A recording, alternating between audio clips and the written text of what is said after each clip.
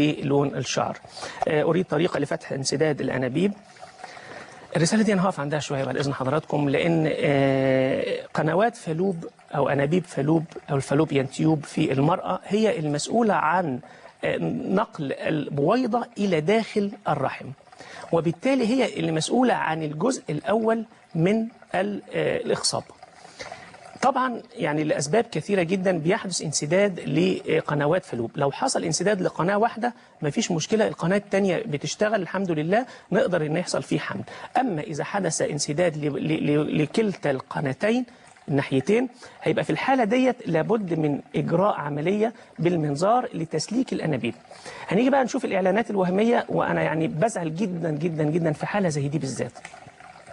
يعني احنا كأطباء طب بديل وأعشاب نثق تماما وعارفين تماما ان لغايه دلوقتي مش لاقيين عشبه نقدر بيها ان احنا نفك الالتصاقات بتاعه الانابيب، ولكن للاسف يعني بشوف اعلانات غريبه جدا، اعشاب لتسليك انابيب فالوب واعشاب لفك التصاقات قنوات فالوب. والله اتمنى، ولكن يعني انا يعني اتمنى ان حضراتكم ما تقعوش فريسه للنصب ده. لغايه دلوقتي يعني انا لغايه من يومين كنت قاعد على النت مع بروفيسور في الصين بنتكلم على النقطة دي بالذات، في أعشاب تحت التجربة ولكن لم يثبت فعاليتها بعد. فأتمنى من أصحاب هذه المشكلة الاستعانة بالله عز وجل، اللجوء إلى الطريق الجراحي، وبعد كده يعني الله المستعان ربنا عز وجل هيجعل الجراحة سبب في فك انسداد قنوات فالوب، وما نجريش ورا الإعلانات الوهمية اللي موجودة على معظم القنوات، وللأسف على معظم القنوات الدينية.